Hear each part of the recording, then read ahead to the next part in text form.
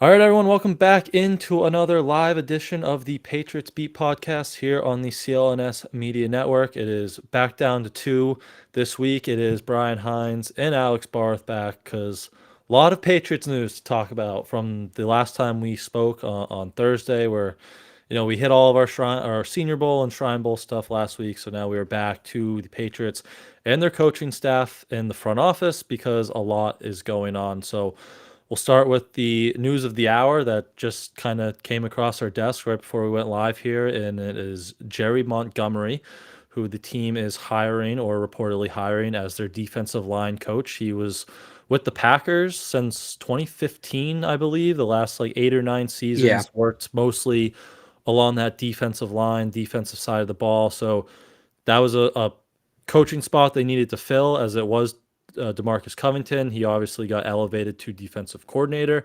So it will go to Jerry Montgomery. And it's another one of these former Packers coaches who has ties to Elliott Wolf and Alex Van Pelt and some of these guys who look like they're leading kind of the charge there.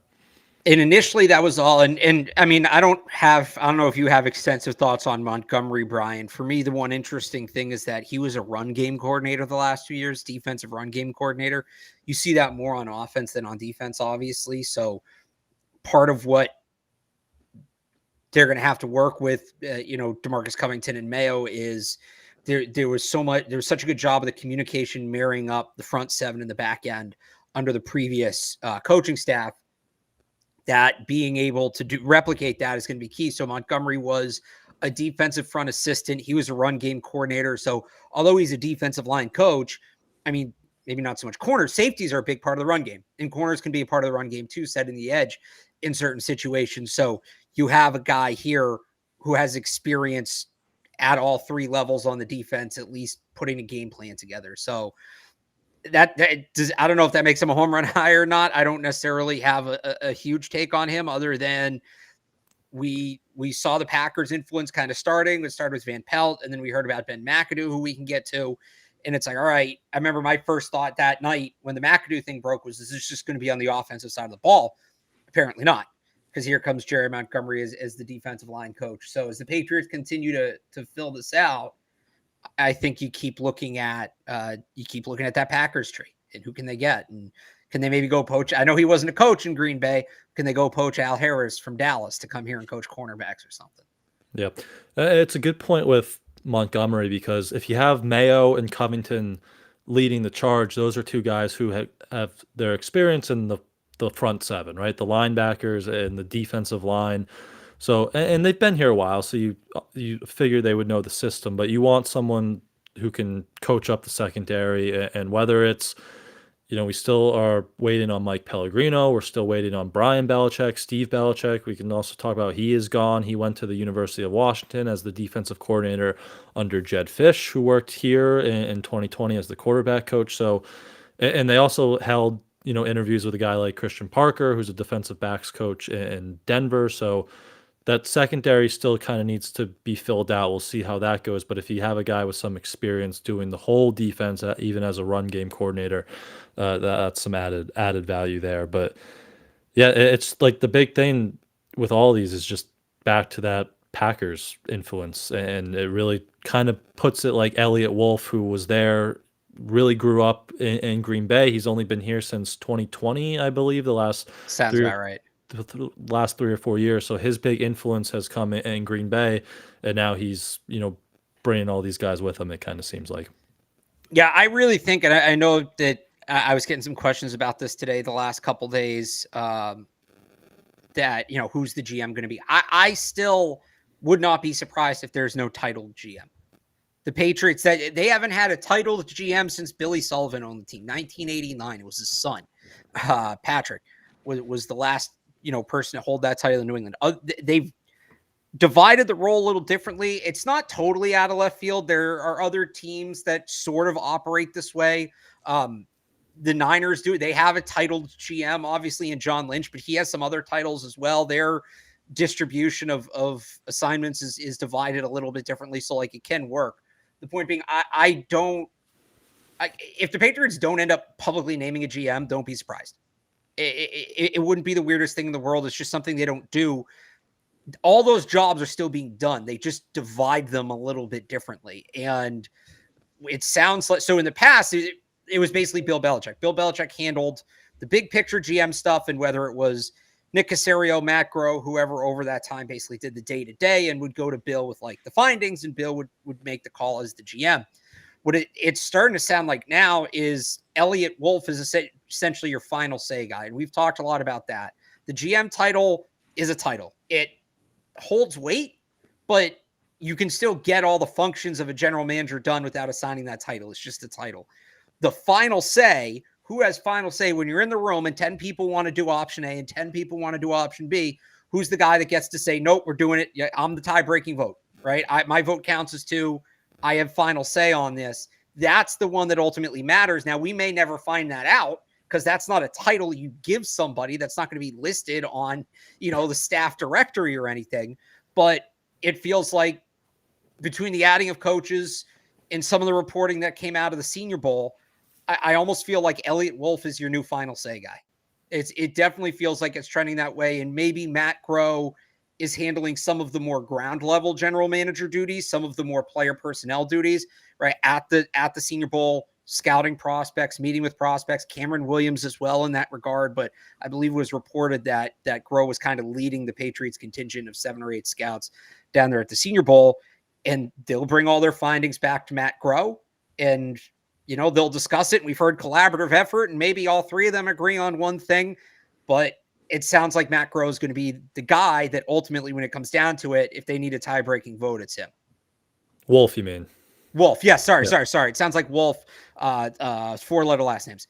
Yeah. It sounds like Wolf is going to be the one, at least, and who knows, maybe they split it up. Maybe Wolf has final say for the coaching staff. Groh has final say for player acquisition. That would be weird because you want it all picked with one vision, but it certainly feels like it's trending this way that that Wolf is going to have final say, or at least has final say right now. That's what it looks like. Well, we should have that title, like Elliot Wolf, final say haver, or something like that. That would be a good addition to the website and the front office staff there. But yeah, that's how it looks with these coaching staff hires all coming from Green Bay. Again, Jerry Montgomery looks like the defensive line coach, but we can go to the offensive side of the ball because the news broke on Alex Van Pelt Thursday when we were live on here. So you got kind of our raw instant reaction. I don't know, now that you've had a kind of a weekend to digest it, or 4 days here, how you feeling on the hire? And then how you thinking about, Ben McAdoo? That was the one from over the weekend. Looks like he might be an addition on that staff. I forget, did they say a title? Was it like offensive analyst, or? I think it was assistant head coach. We'll get to McAdoo. We'll get to McAdoo. So start with Van Pelt. Yeah. After a weekend of kind of digesting this, where are you at with the whole Alex Van Pelt hire? I don't want to say it doesn't move the needle because they hired an offensive coordinator, and I have to have some sort of, you can't just be like, oh, whatever, they hired an offensive coordinator, but like, I feel like the pros and cons, the risks and rewards kind of balance out with a guy like him. I think he designed a great offense in Cleveland, and I don't think a lot of people understand, people who don't like the hire will be quick to say, oh, well, Stefanski called the plays, right? That's not all an offensive coordinator does. If it was, why was AVP there? He designed the offense. He was in charge. The offensive coordinator generally oversees implementing that offense. That's not just big picture. That's not just at the start of the season, but week to week, he's putting the game plan together. And all right, this week we want to feature this, or we want to try to attack this, or we think we have a mismatch here, right? Yada, yada, yada. That's the kind of stuff he was doing. And then he basically gives it all to Stefanski on Sunday and says, here's the blueprint, go for it. It's basically the setup Gerard Mayo and Steve Belichick had on the defensive side of the ball here for a few years. So Stefanski, the play calling helped. I'm not going to say that Van Pelt gets all the credit, but it was a well-designed, thought out offense. I thought he did a really good job of taking the players he had and maximizing their skill sets, which used to be a specialty here and has been a bit of a weakness the last few years. He's also a quarterbacks guy. He's been around good quarterbacks. He has a lot of experience working with quarterbacks. He played quarterback in the league. I like all of that. The lack of play calling experience, it's not none. He called plays for the Bills a year, albeit more than 10 years ago, but the play calling experience is a question. How is that going to impact his overall approach? And play calling is a skill. You can put together a great game plan. If you don't call the plays right within that game plan, it doesn't really matter. I think Josh McDaniels would fall into that trap from time to time here in New England during his tenure. I think you knew when it was going to be one of those games. You would know early on. It was, Josh he's overthinking it. So the play calling thing, I wonder about. What is his real offensive identity? Like, it is West Coast. It's not Shanahan, but it's West Coast. But he's been in a couple of different places. It's looked a little bit different. And then there's his fit with different quarterbacks. Part of the reason I think it didn't ultimately work out for him in Cleveland, and this was more of a 2022 thing than a 23 thing, but it continued into 23. They didn't use Deshaun Watson as a runner as impactfully as they probably could have or should have. So if you're going to draft a guy like Jayden Daniels, look, I've sat here and said Jayden Daniels' makeup goes well beyond his legs. He's a much better thrower than people realize, and he can make plays throwing the football. But his legs are also a big part of who he is, and you can't draft him and not make his legs a part of who he is. So how does that fit?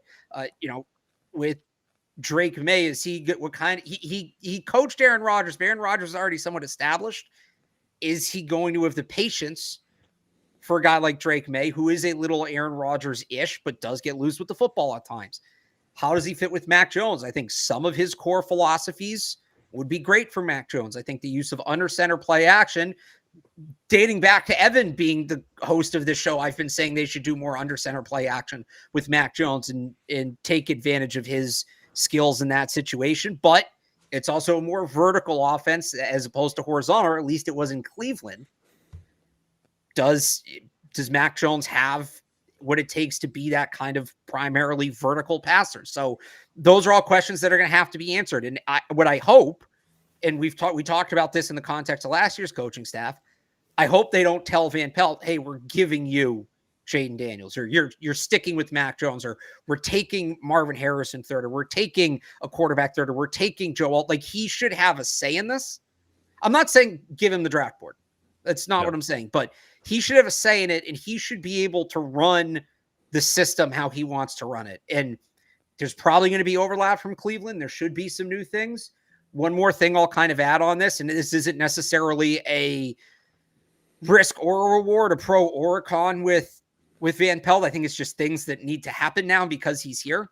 And I said, we don't really know what his offense will be, but there's some core tenets to it. You need to be able to block. You need to be able to block to run any offense, but especially this that's going to be so play action heavy, which means more time in the drop back. And it's a very complex run game. You need offensive linemen that can handle multiple assignments. You need to be able to block this. That means they need to make the investments in tackles. You can't come back next year with the equivalent of Calvin Anderson and Riley Reif. Like, you got to have true starting tackles to run this thing, and they have to figure it out at tight end. And I don't even know that means bringing Hunter Henry back, because again, the run element in this offense, the check and release element, you want a well-rounded tight end. You want David Njoku's hardly a tackle, but if you need him to set a block, he'll set a block. He's not going to rack up pancakes. Guy, yeah. Right. He has the strength and the power. Can they go get their David Njoku this offseason? And really a guy I think that fits a similar profile, an elite athlete, kind of tight end. I think you do those two things, whatever happens at quarterback, whatever happens with the rest of the offense, those two things will be monumentally helpful to allowing Van Pelt to execute the offense he wants to execute. An offensive line, you need the tackles, obviously, but you need an offensive line coach, because so that was the other thing. Yeah, it worked very well. Cleveland had a great run game, and it is a pretty diverse run scheme that AVP runs there, but they also had Bill Callahan coaching it up, who's like one of the best offensive line coaches. He's maybe like Scar level or a step or two below Scar. He was really good. So you need a good offensive line coach to be in there to coach these guys up. And they interviewed, was it Andy Dickerson? His last name was Dickerson. I think Andy Dickerson. Yep. Andy Dickerson. That was their top target. Came out Thursday, who he's been with the Rams. He's been with Seattle. Seems like he's had some success. He's got offensive coordinator interviews this past offseason, so it seems like a pretty well-respected guy. So that seems like it would be a good hire. But yeah, that offensive line coach too. You need the players, you need the tackles.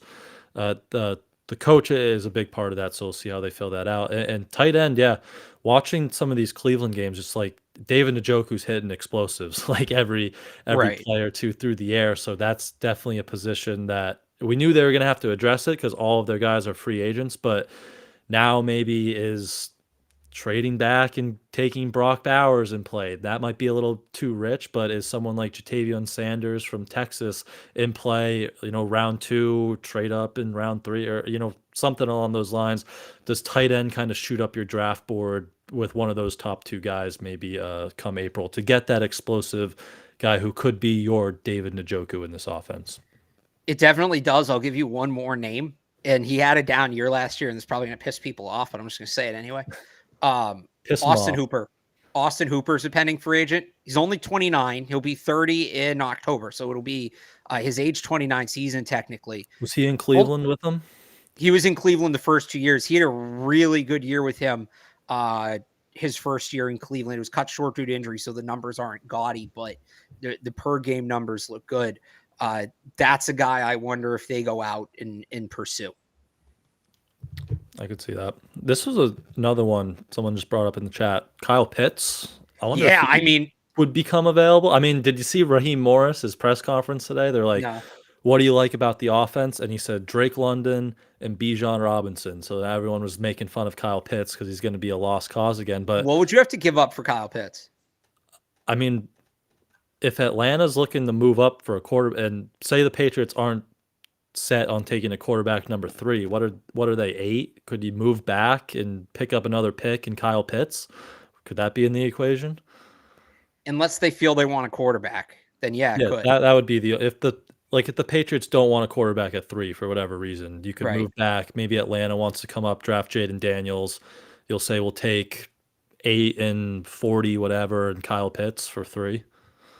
840 and Kyle Pitts. Yeah, I consider that. The other thing you could do is kind of the trade you just named, but do it in the second round. True. So would you trade? I'm trying to find like 34. Yeah, I'm trying to find the draft order. Hang on. I don't know. I can't find it. Here it is. So you trade 34 for 43 in Pitts. Yeah, I would Did do I get that right? Yeah, 34 for 43 in Pitts. Yeah. I would definitely entertain that. Yeah, I would love. Maybe you give up like a future third or something, probably to get it done. Yeah, Kyle Pitts would be a great fit for what Alex Barth wants to do. Yeah, I definitely agree there.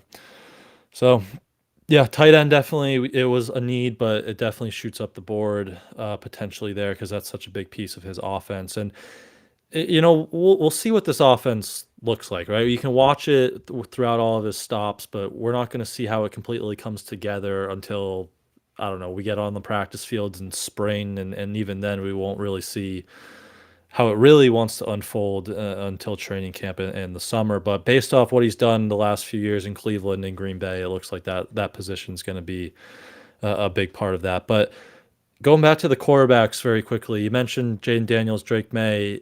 Is there one of those guys, or maybe now you're looking at a guy in round 2, or, is there one quarterback in this draft that you're kind of like, that's the guy that I want for this offense if I had my choice? I still think no half measures. No, but we're going to kind of build around the quarterback position, but we're also going to kind of add a quarterback. No, you're either taking the quarterback at 3 and building around that guy from there, or you're building around potentially saving Mac Jones, and maybe you take a quarterback later on day 3, not even Spencer Rattler. I'm talking about like Bradley. What's his first name? Carter Bradley. Yeah. One or the other. I don't think you can split hairs with it. Even if you are thinking, we like this quarterback, at the end of the second or early in the second, you trade up, take him in the first round because you need to get him on that 5th-year option. That's so important. So none of the quarterbacks outside of the top 3 have really wowed me. I mean, people know I like Michael Penix, but I still just don't. I think he's going to go in the top 20. I don't love Bo Nix. I don't love JJ McCarthy. I think that's a lateral move. I think you're adding another sort of Mac Jones-ish quarterback to the room with a premium pick when you could be improving the offense elsewhere. If you're not going quarterback at the top of the draft, then you just build up the rest of the roster And because so what? So if you take a quarterback in the second round, you're tied to him for 2 or 3 years. If he's not the guy, Mac Jones' contract is going to expire. Like, what are you suddenly put yourself in this really weird mix where you're going to need to add a quarterback, but you can't do it. So I just think if you believe in the guy, take him at the top of the draft. If you don't believe in one of the quarterbacks, just try to see if you can make it work with Mac Jones. And I don't think they couldn't. Like, I don't think it's completely unrealistic. And then if not, then you hope it's bad enough that you're picking back in the top 5 next year and you get a shot at Quinn Ewers or but do you think they can even give him the chance to, like, you think they could put Mac Jones back on the field next year if they build up the roster around him? Like, sticking with Mac Jones, who's on a 1-year deal and you can easily move on from, as opposed to burning a premium asset on Bo Nix. But what if it's just signing Jacoby Brissett for a year and drafting Carter Bradley in the 6th round? Oh, yeah, I guess maybe. Well, that do what you want in free agency. I don't.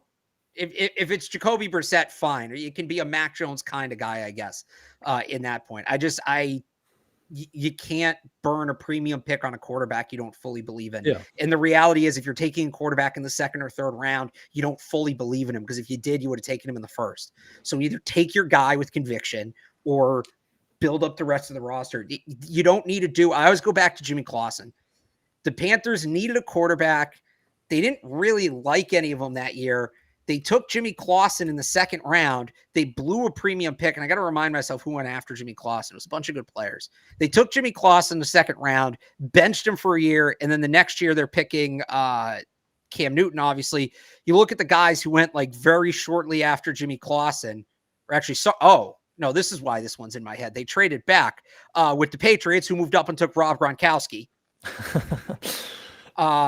Carlos Dunlap, Sean Lee, Golden Tate, Brandon Spikes went shortly after as well, for a guy that was never going to see the field for them. Don't do that. Hey, we drafted a quarterback. We drafted Bo Nix. Here we go. It's not Mac Jones. That's the point. Don't draft a guy because he's not Mac Jones. That's why you sign a guy. That's why you sign Jacoby Brissett. That's why you sign Jameis Winston. They're not signing Baker. It's not happening. We can put that to bed. I've said this before. If the Bucs let Baker out the building, everybody should be fired. Everybody. So if we get to that point, we can revisit it. I'd be in on Baker. But you don't draft a quarterback with a top 100 pick simply because he's not Mac Jones.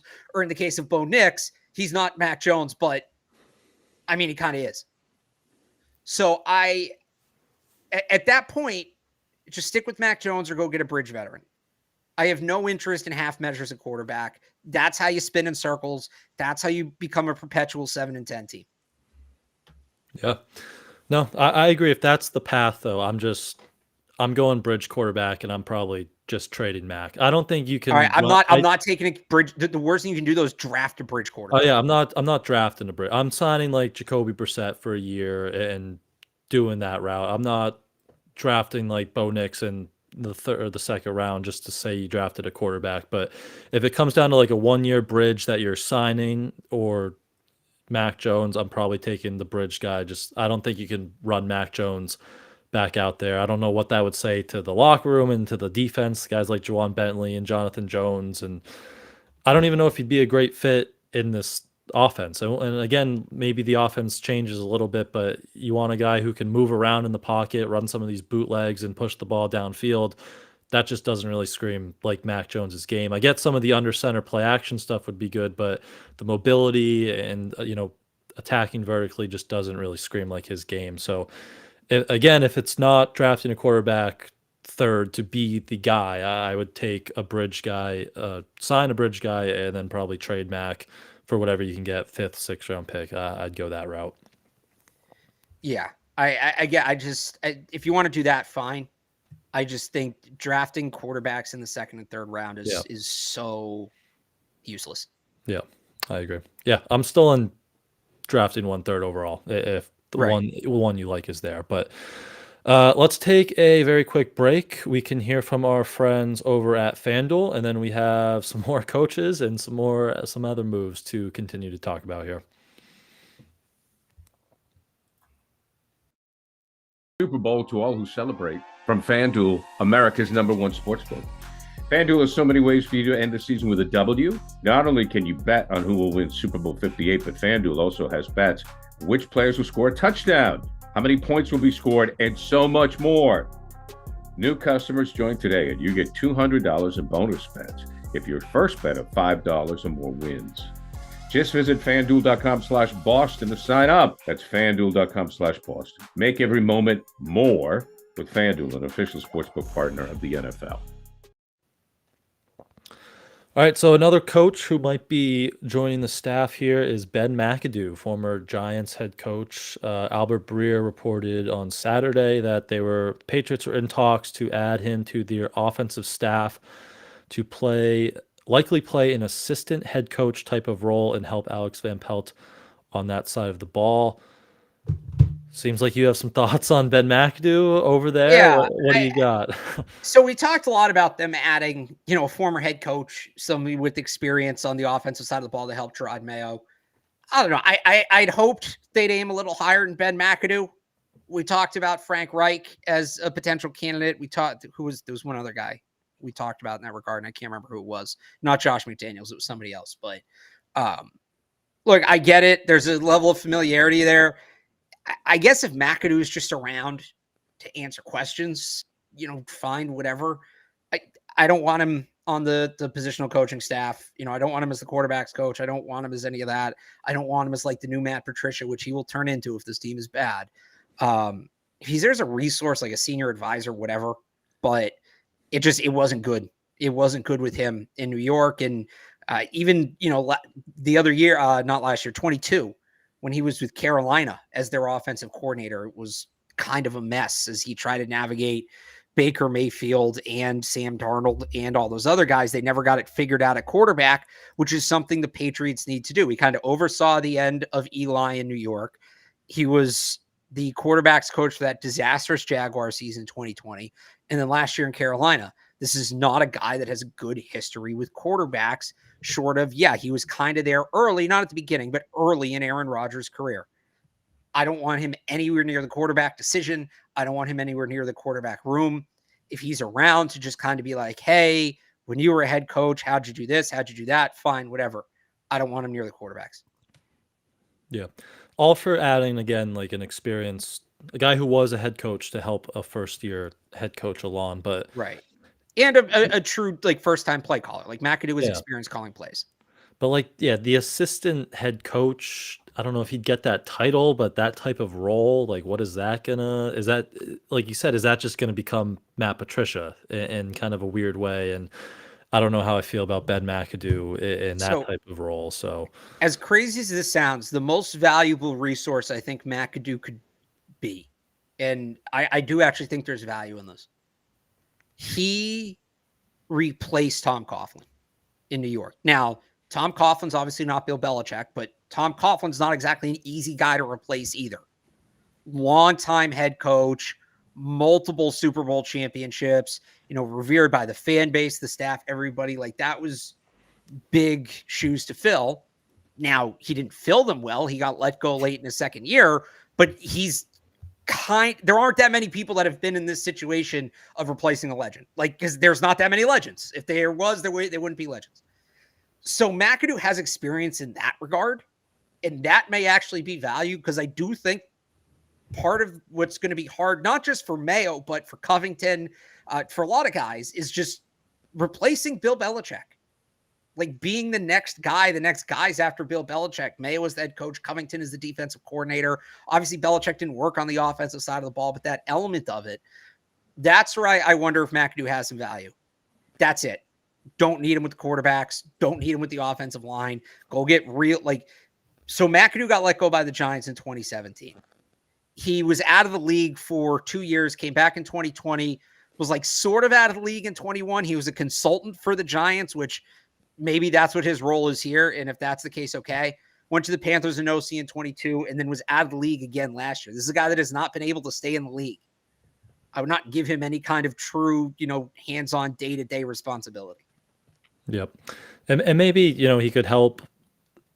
You got three first-time coordinators, because Alex Van Pelt's been a coordinator, but he's never called plays before. But maybe just help sideline operations or something on like game day, just to, I don't know how you can't get that experience unless you go through it. So having someone who's been, a head coach on a sideline and gone through that, maybe that could help. But we'll see. They only said they were in talks. It's never been officially confirmed that he's been added to the staff here, but we'll see on McAdoo. Was there any other coaches? There's been so many names thrown out. Anything that we missed? Oh, Vinny Sinceri, running backs coach. He went with Steve to Washington. Finally gets to go back to you're muted. I don't know.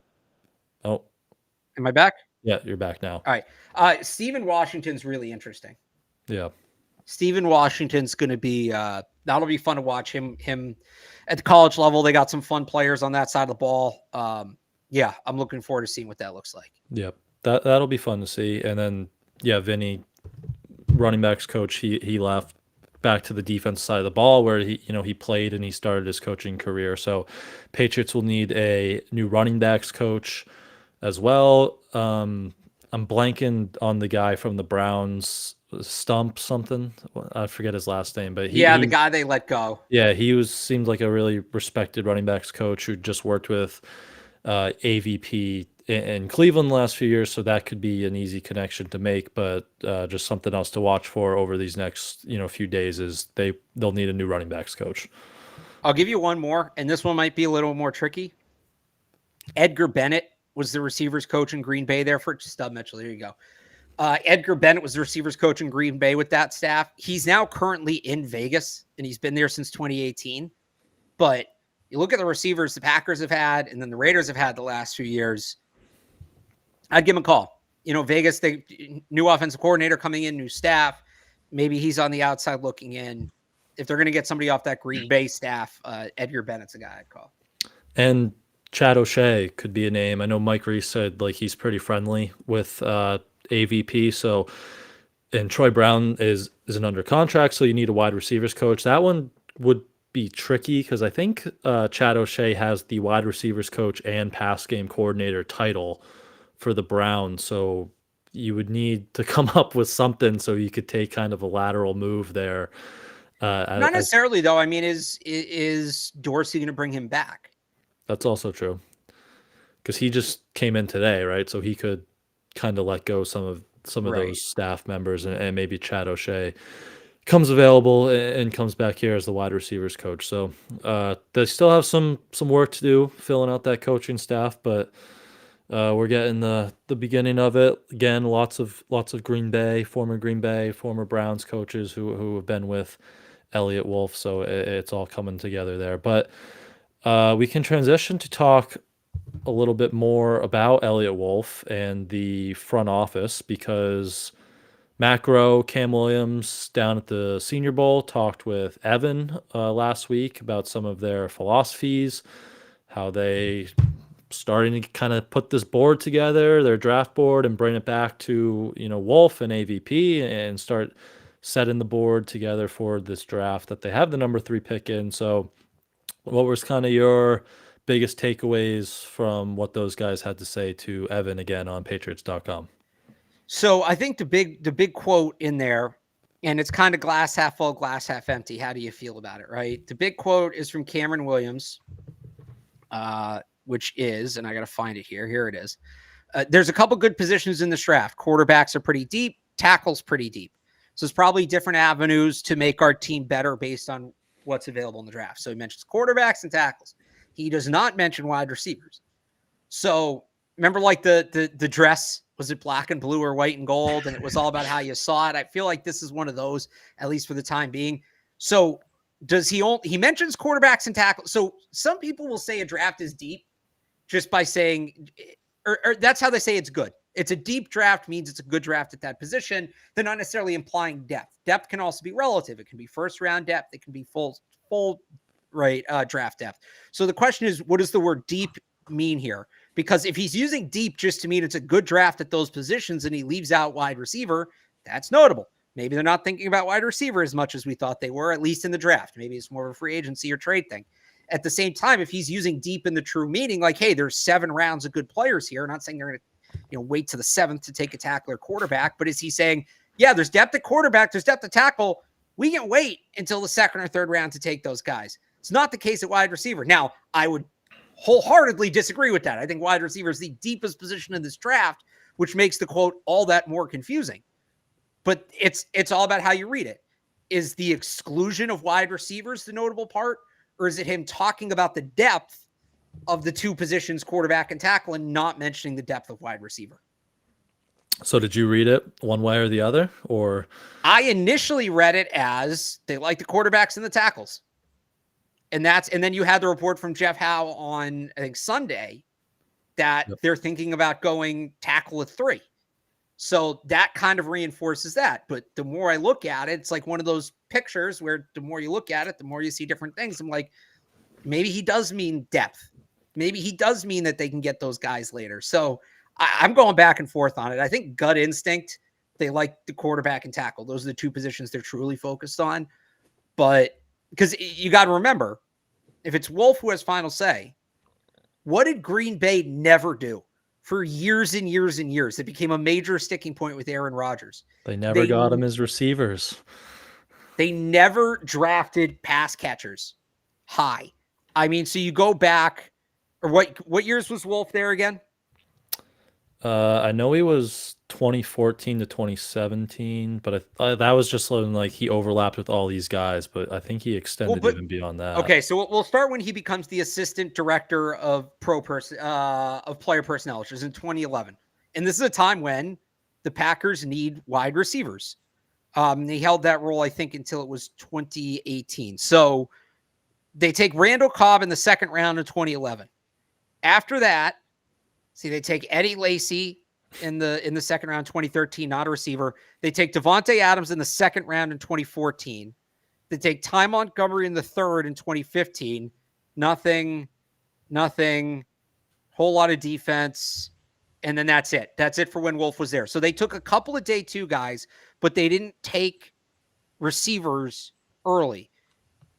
They really didn't take tackles early either. Now I'm going through this. They took all defensive players, which I don't think is going to happen, but they didn't need tackles. They had good tackles. They had a good offensive line during that time. They didn't have good receivers, and they chose to invest more on day 2 during that time when Wolf was there. That doesn't mean it was Wolf doing it, but this is who he learned from. This is how he came up.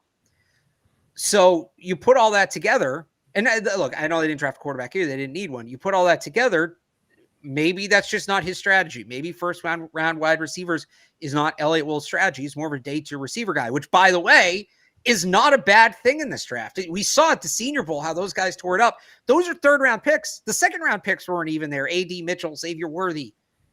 This is a really good draft to get a receiver on day 2. Nothing wrong with that at all. Yeah. So that's, I don't know, that's how I read it. That's when you put it all together, not that one quote, but when you put all the quotes together, there's some other interesting ones, and I wrote about it on 985thesportshub.com. There were some other interesting quotes from Groh. And over the weekend that you put with Wolf and you put with what Will Williams said, and it's okay. Yeah, they may be waiting on receiver. Well, Groh talked about like the explosive players, which is, I think he specifically said, I have a quote right here. So that's the one that counters it. Yeah. Go ahead, read the quote. He said, you need to have explosive players. You look at the teams that are playing deep into the playoffs and they have explosive players, whether that's on the perimeter or the backfield or the tight end position. The quickest way to score points is through explosive plays. You get that by having explosive players and somebody who can get those guys the ball.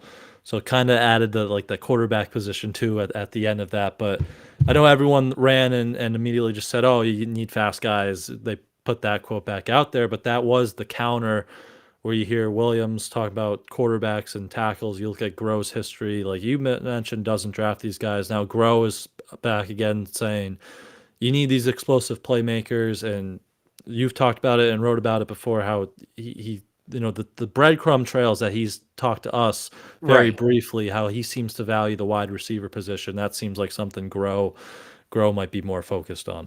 Well, so he said this last year with any of these positions, certainly at a playmaker position, there's a price you have to pay for these guys, whether that's allocating cap space or allocating a high draft pick to be aggressive. If you want those dynamic playmakers, you have to pay the price for them. That's what he said last year. You add that to the explosive playmaker quote this year. There is one part of that quote, though, that I do nitpick. And again, maybe I'm reading too far into it, but He says, you look at the teams playing deep into the playoffs, and they have explosive players. Okay. Let's call deep in the playoffs the Final Four. I think that's fair, right? Yep. 49ers. Who are the 49ers' top playmakers around the quarterback? McCaffrey, Debo, Trent George Williams. Does Trent So Williams count? playmakers, skill position players. Okay, yeah. And you hit on the big three: Debo, George Kittle, Christian McCaffrey. None of those guys were acquired with a first-round pick. McCaffrey was a first-round pick, but not by the Niners. He was traded. Ayuk was a late first-rounder.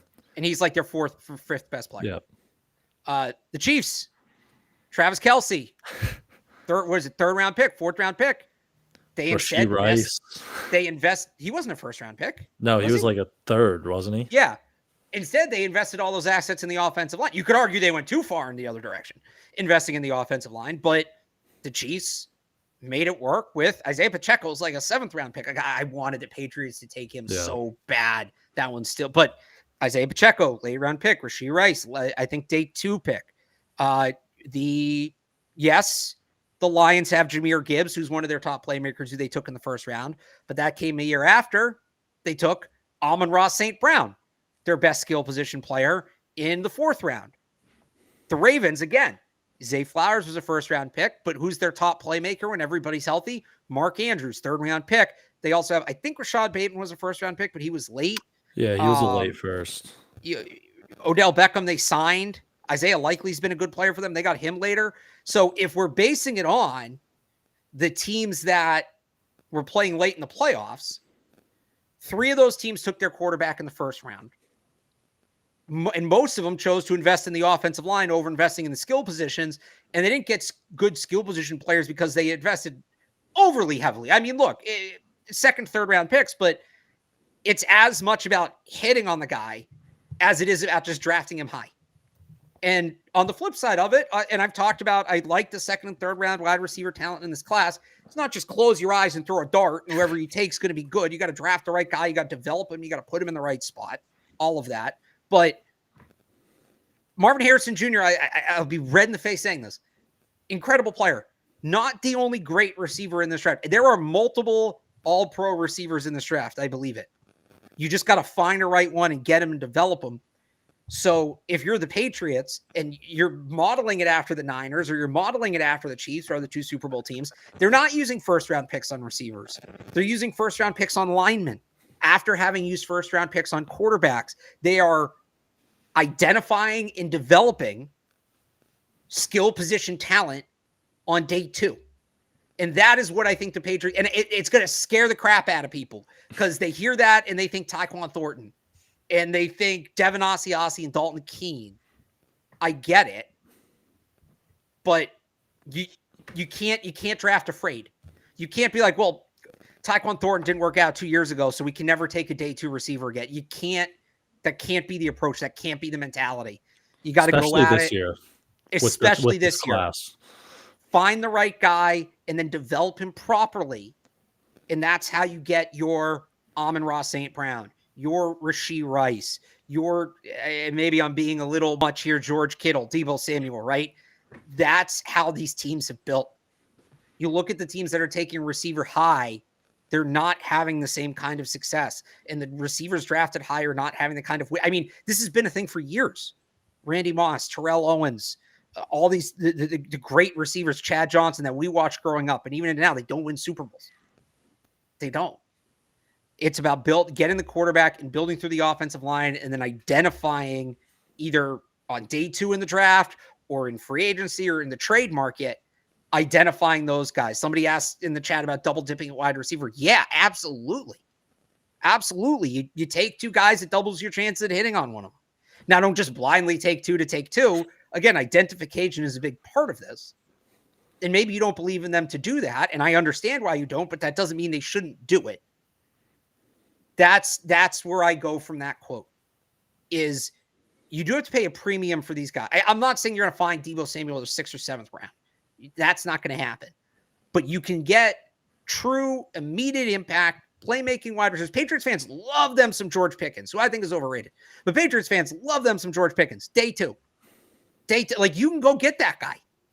You can go get Tank Dell, I mean, Ross St. Brown. Malachi Corley gets Debo Samuel comps, and he's like a projected third-round pick. Exactly. Right now. And not, he's not going to be Debo Samuel day one, but he's going to be a useful player. That he actually, I mean, he's a little bit smaller, but he reminds me a little bit of Puka Nacua. Yeah. Who again, you look at the Rams like that. That's I can't believe it took me this long to get to Puka Nacua. They watched he tested poorly at the combine, so he fell, and he had some injury problems in college. But they went and they looked at his testing numbers, like the zebra testing numbers. They looked at the film. They identified the player. They then developed him properly. They put him in a role where he could succeed.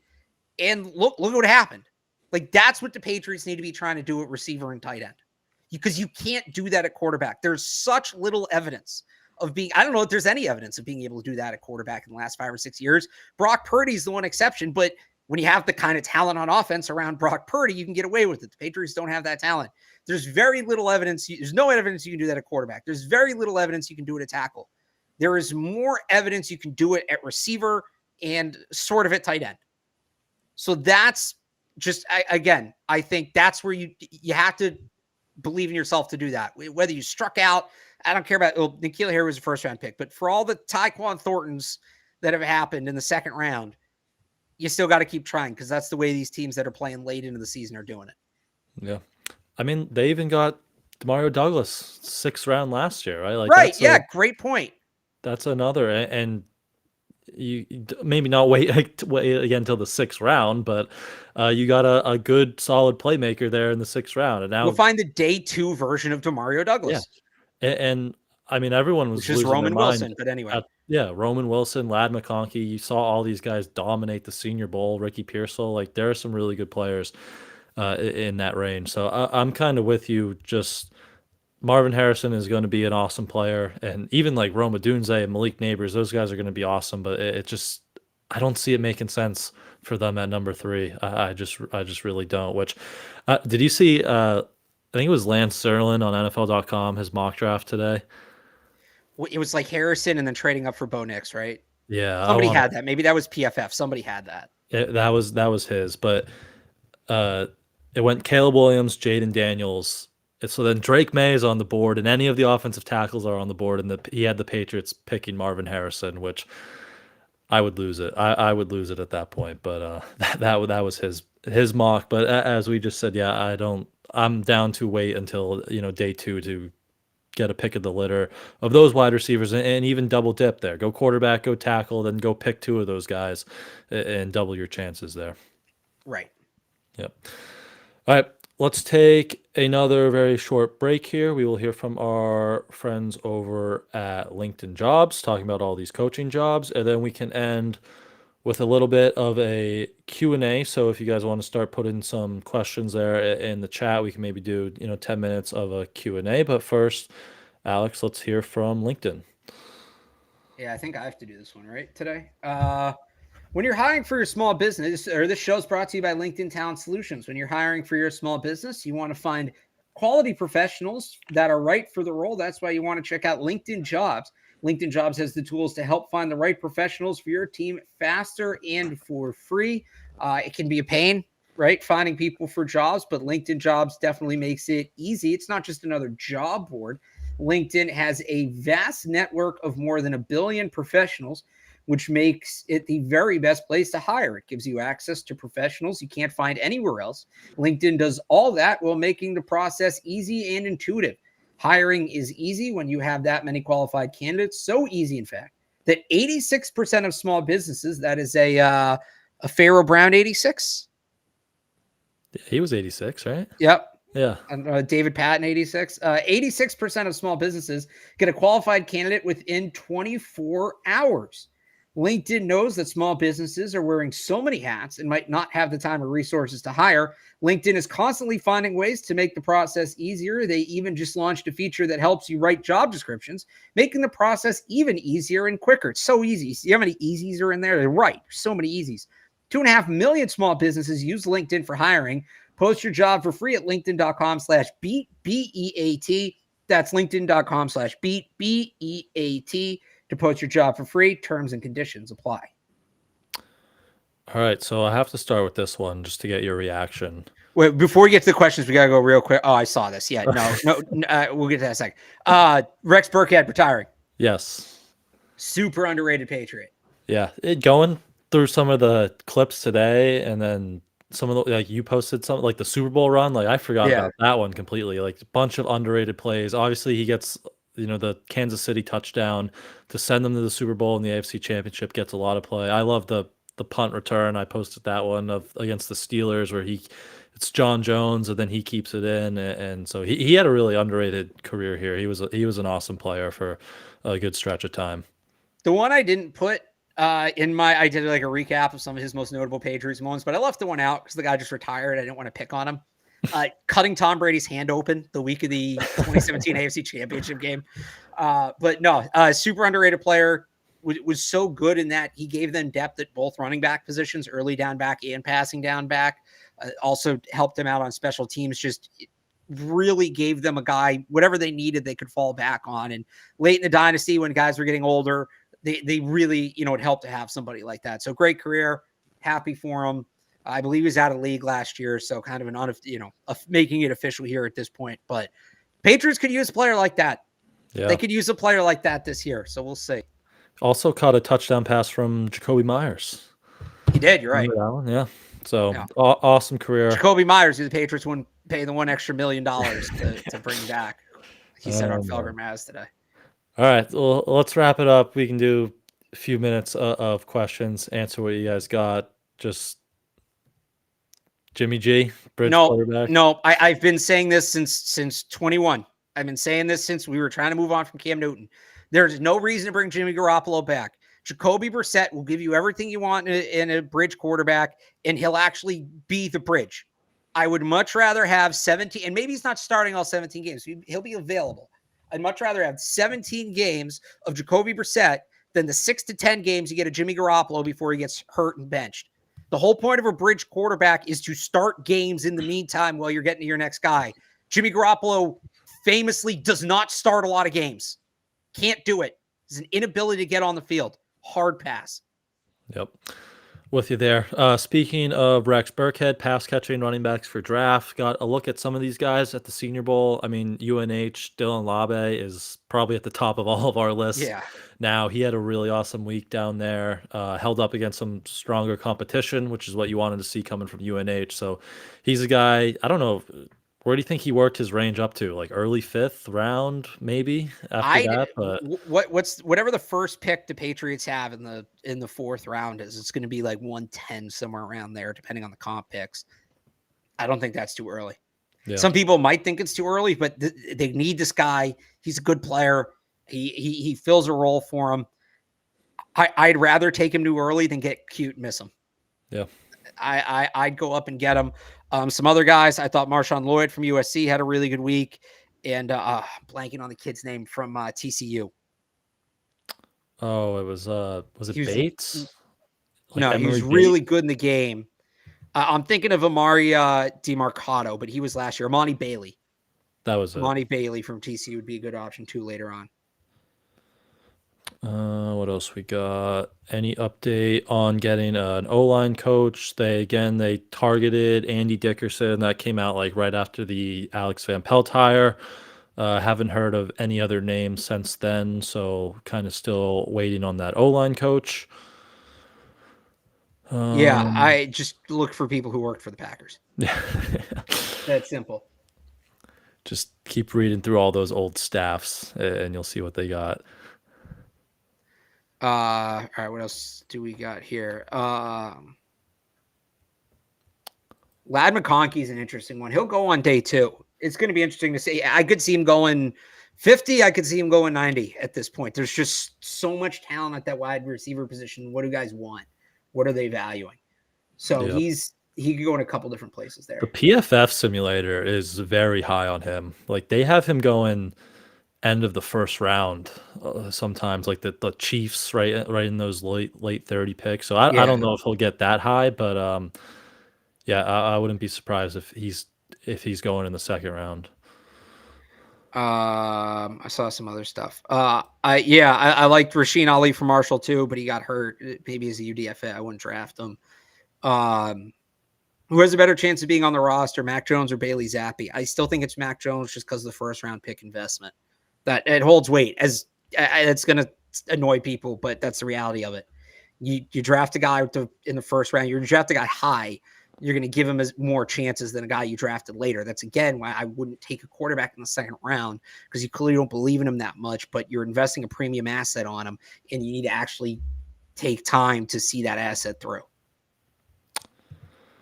How about Baker? I assume you would have to overpay for him. I still don't think he gets out of Tampa, as we talked about. And there was who reported over the weekend or recently that he wanted like $40 million a year.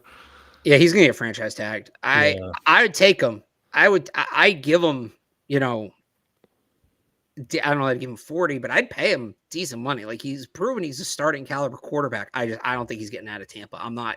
This is yeah. I mean, and it's not to say they're the same player. Obviously, Lamar is much better player, but this is the Lamar Jackson thing from last year, where everybody thought they had this great. Oh no, they'll sign Lamar Jackson. It makes projecting the offseason a lot easier when you get that guy. They were never signing Lamar Jackson. He was never leaving Baltimore. Yes, you can make the offseason a lot more neat and tidy when you project Baker at quarterback, and maybe that's fun to do. He's not getting out of Tampa. He's not. Yep. What about to the draft quarterbacks? Spencer Rattler, QB4. He had a really good week down there, but I think QB4 is probably a little too high. Too high. Rattler. Look, there's still concerns about his size. There's still concerns about his mental makeup. Those weren't going to get, shaken at the Senior Bowl. He had a good week, but you still got to look at the tape and the full body of work. And I thought he did a good job of throwing the ball. He got some help, and he still makes some questionable decisions. He's made questionable decisions throughout the season. You didn't see a ton of him at the Senior Bowl, which is good. That's progress, but that doesn't mean you can throw everything he did before out. Yep. Any whispers about replacing Senior Bowl coach Troy Brown? He's not under contract, so we'll see. We haven't heard. Again, go look at former Packers wide receivers coaches, and I think there's one. His name's like David Ra. He's on the Bucks. He's like an offensive analyst on the Bucks. He used to coach receivers, and I think he went through Green Bay at one point. So that was just one name I found going through these guys that maybe could be a receivers coach or join the staff. But yeah, that's where we're kind of at with Troy Brown. Draft question: grab a quarterback at 3, then move up for Neighbors, similar to the Texans last year. I mean, Houston was able to do that because they had the 12th overall pick. They had another first rounder, so you'd have to give up your first rounder next year, and then maybe 34, and maybe even more at that point. Yeah, that's you're tight. There's too many holes in the roster. You need more picks available to you. Like the Texans roster was a little bit closer. That was kind of this is our final year of a rebuild thing more than anything else. Yep. Good receivers in the second round. Boy, where do I even start, right? A.D. Mitchell, Jalen Polk, Xavier Worthy, Xavier Legette. I think Roman Wilson and Ricky Pierce all end up, flirting second round, maybe early third round picks. There's so many good options, I think. I think that is the sweet spot to take a receiver. Now, in my first mock draft of the year, which I'll be publishing on Monday, I may not take a receiver in that range. Doesn't mean I don't take a pass catcher. But man, there's so many good day 2 receivers. And I know that says second round, but there's some guys that are going in the third round. Johnny Wilson, Braylon Trice, not Braylon Trice, it's the end guy, Braylon Rice from USC. Those guys are second round picks, if not late first round picks some years. So like day 2, that's the sweet spot to go get a receiver. Yep. Should the Pats draft a new kicker? We saw Will Reichard in the Senior Bowl, and then Hardy from Stanford. I'm blanking on his first name. Yeah, it's like Josh Carty. Josh Carty, that's it, right? But yeah, we've talked about this a little bit. I don't think they have the draft capital and just so many other needs to use another spot on a kicker. Signing a veteran to come in and just go through camp with Ryland and see how that shakes out. Yes, that should be on the table, but I don't think about drafting one right now. Yeah, they should bring in another kicker for competition. Look, if like Harrison Mevis falls to you with the 7th round pick, sure, whatever. Not in the top 200. But you do need, at the same time, you need to bring in, whether it's a UDFA, whether it's a veteran, maybe it's both. Bring 3 kickers in a camp. Why not? Open competition for a kicker next year. I truly think that. What would I accept in a trade for the Patriots to take Evan as the play call? I don't know what I'm trading. I don't. Who would you Evan's trade? not mine to trade. That would be great. That would be excellent. I would really go all in on every little mistake. Not that I don't try to do that anyway, but that would be the Zoom calls, the press conferences would be fun. Do you get like a coach to host the podcast with you, or like what are you trading? I would assume he wouldn't be on the podcast anymore. But those press conferences would basically turn into a podcast with him. I'll tell you that right now.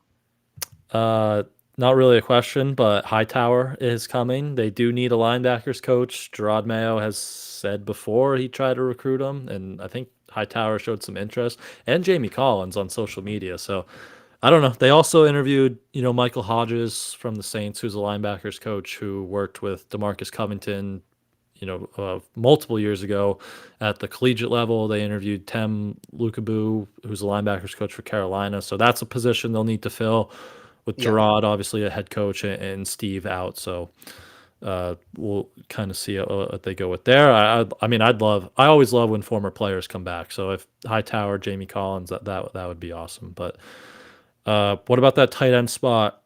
Dalton Schultz in free agency, does he interest you at all? Yeah, a little bit. I'd like to get somebody more. He's kind of Hunter Henry-ish, or like he's a more pure receiver. I want him to get a more well-rounded tight end, but he's a good player. I wouldn't say no. Yep. I like Dalton Schultz, but yeah, we'll see. I don't know how much he'd command because it's probably him and Hunter Henry as the top two guys. Let's go two more here. You said Baker Mayfield won't leave Tampa. Do you think they let Mike Evans out of the building? And would you sign him if he's available? Baker said he wants Mike Evans back. So this is where, if I'm Tampa and I have to choose one of the two, choosing Baker. You take the quarterback every time. I ultimately think Evans ends up in Tampa. I think it's more realistic that he ends up elsewhere than Baker does. I think there's a more real chance that he's in play than Baker's in play. I also think, maybe you could trade for Mike Evans. Maybe they don't want to lose him for nothing. Maybe they sign him to trade him, or to franchise tag him to trade him or something like that. Yep. Last one, because there was a little bit of news about this too over the weekend. Do you think we're bringing Kendrick Bourne back? He talked to Mike Reese. He said he was interested in coming back, but again, he acknowledges it's a business. I think he said he was ahead of schedule on his ACL rehab too. Yeah. So yeah, I think we're both big fans of Kendrick Bourne, and I'd take him back. But yeah, it's a business. So, and where are they? What are they drafting? What are they adding elsewhere? Like, we'll kind of wait and see there. Look, I think if you can get him on like a 1-year incentive deal, yeah, bring him back. I mean, I'm not opposed to having him in the building, but I don't think you can plan on a guy that just tore his ACL to have a major role. That's with most players outside of like a handful of true stars. And I wouldn't let that prevent me from drafting a wide receiver or anything like that. But I'd be happy if Bourne was on the roster start next year, and you see where he's at. And if he's great. If not, you have another plan in place. Anyway, you can't have too many good wide receivers. Yep. And every year we trick ourselves at the start of camp thing. This is great. We didn't have enough wide receivers, and now look at this. Like, we've done that the last 3 or 4 years. So maybe he's a part of that this year. But I'd bring him back for the right price. I wouldn't. Now, he may come out and say, look, I had a really good 8 games last year, and I want to be paid off of that. That's where I might pull away a little bit, just because you don't know where his knee's at, and he is I think he's 29 now, right? So wide receivers, more often than not, the data supports they drop off hard at the age of 30, and he'll turn 29 in August. So I don't know that I give him more than a 1-year deal, but that being said, I'm not a no to him coming back. Yep. There's something about surrounding a rookie quarterback with, reliable pass catchers. And Kendrick Bourne in a, high energy. That was one of the first things Gerard Mayo pointed to when he said, like, how are you going to get this offense back on track? He said high energy. And that's obviously Kendrick Bourne. So I think, he'd be a good guy to obviously keep around. But again, it comes down to price and how the knee is and all that. So we'll kind of see with that. But we will wrap it up there. We will be back on Thursday to talk about anything else that comes out over the next few days. Maybe do some few more questions. I see there are some we didn't get to. But In the meantime, you can follow Alex on Twitter at RealAlexBarth. Head over to 985thesportshub.com to read all his coverage. You can follow me on Twitter at @IamBrianHines. Head to patspulpit.com to read my work. Thank you all, as always, for tuning in. And